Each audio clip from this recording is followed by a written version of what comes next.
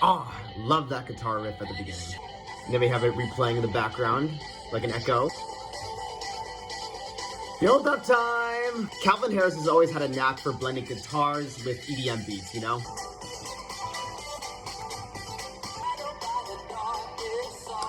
And I like those backing vocals that you can hear at the end of like each line.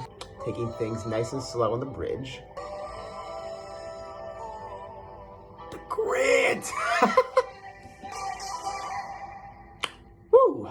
The beat is very jumpy and clean, but I think the track falters on how much it relies on sound and not lyrics. There could have been tons of more opportunities for Tom Grennan to really flex those vocals, but I can see this being played in so many places. You know that summer's back when Calvin Harris comes out with something new.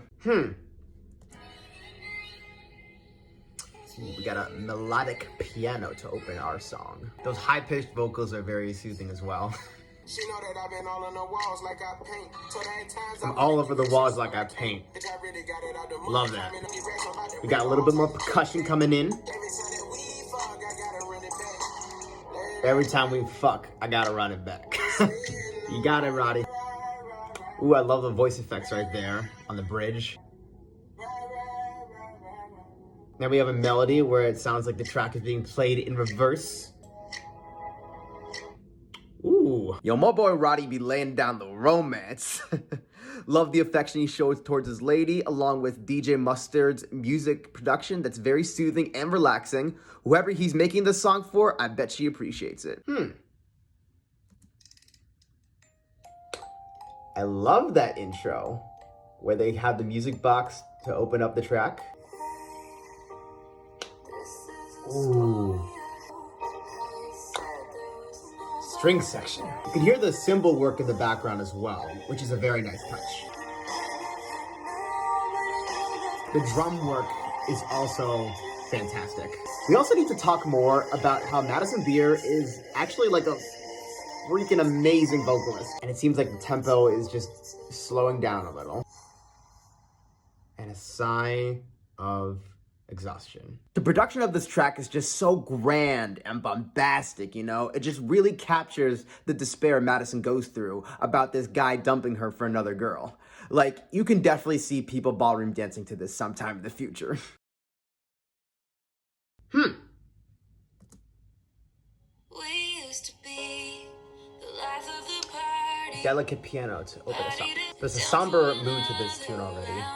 And there comes Paul Klein with his very soothing, euphoric vocals. The pop beat is a pretty welcoming element. LANY seems to be a very good addition to this track since they have a knack for writing breakup songs that are very sort of somber and melancholic. We got some good harmonizing going on. Bring in those vocals, Kelsea. Come on! You're the reason my friends know why I don't go downtown. There you have it. I was pretty impressed by this track. I loved the echoing piano. Paul and Kelsea do great vocalizing together, and I sort of like the irony at play of their breakup causing them to give up on alcohol.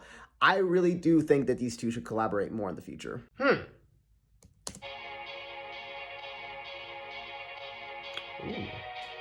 of like that drowned out beat to open us up. And we got an intense beat. Let's go. Doja Cat sounds very into it, like always. Add, subtract, divide. Wow. I mean what I write. Ooh, love that flow right there. Yeah. And we're going harder now. Let's do it. And then we just sort of cool down after all that action. I do like the production of this song. It's very hypnotizing in its sound, which is very fitting since Doja is singing and rapping about this man needing to love her in the right way, you know?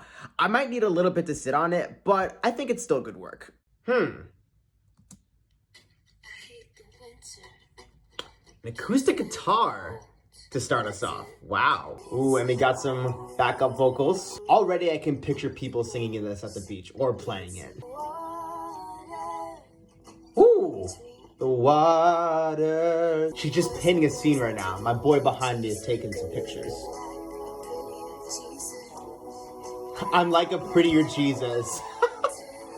That is something Lorde would definitely write. And now we got some drum work. Let's do it. Ooh!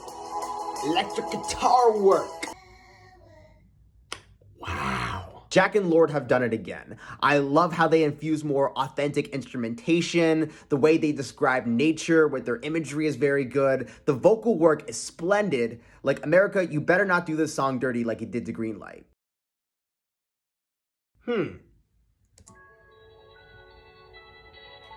Ooh.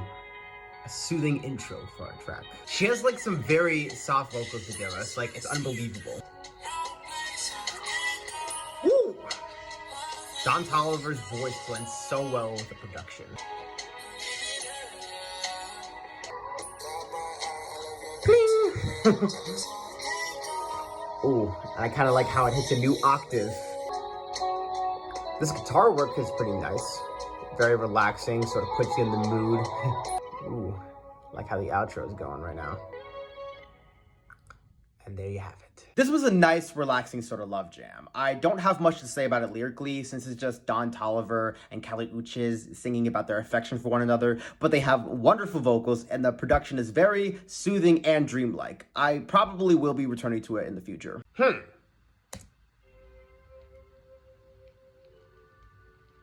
It's very delicate with its opening.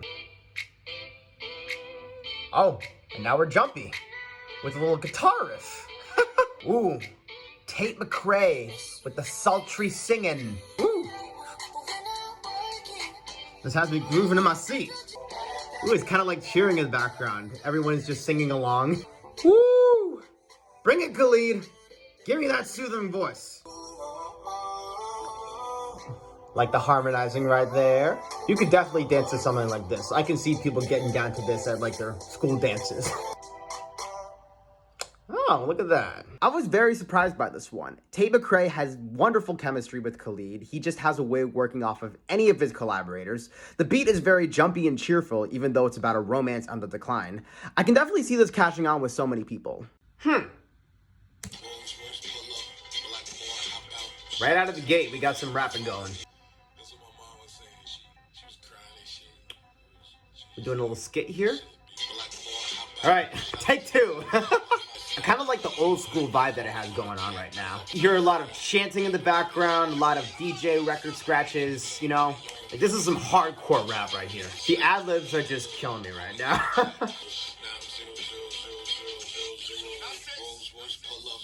0000s, that's what he has in his pocket.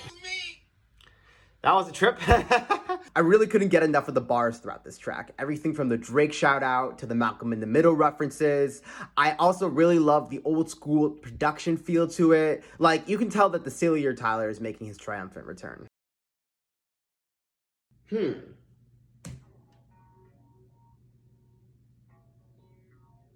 we're starting off very...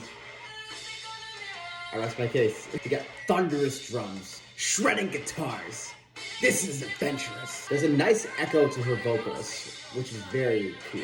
It almost feels like you're being elevated off the floor, you know, in a very aggressive sort of manner. That cymbal work is just so clear and heavy. Backing vocals are doing a very wonderful job. We seem to have a lot of self-reflection going on within this track.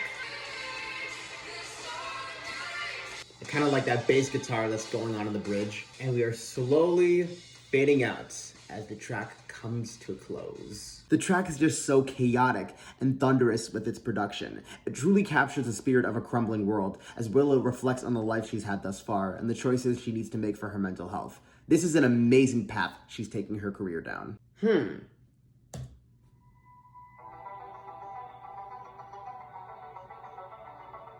Ooh, sort of like that sort of electronic sound at the start. There's sort of like this intense, ominous feeling to it. Ooh, those little robotic vocals to join in on the second verse.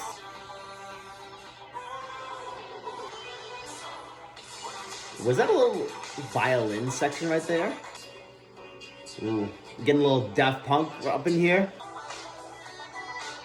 That is definitely Daft Punk-esque.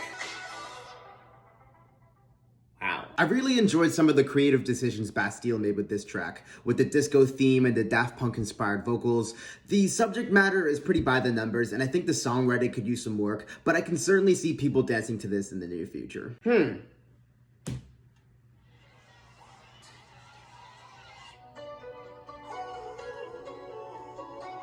This is a different direction.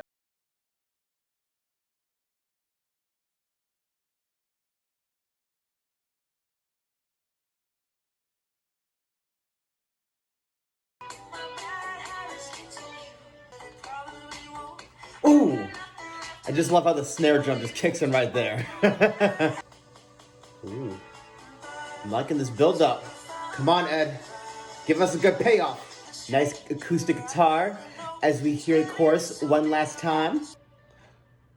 Holy cow. Not gonna lie, I was very impressed by this one. The groove is tight, the acoustic guitar work is pretty well done. Ed sounds like he's having a good time and throws in a nice falsetto every once in a while. Like, you can see him becoming the next Edward Cullen.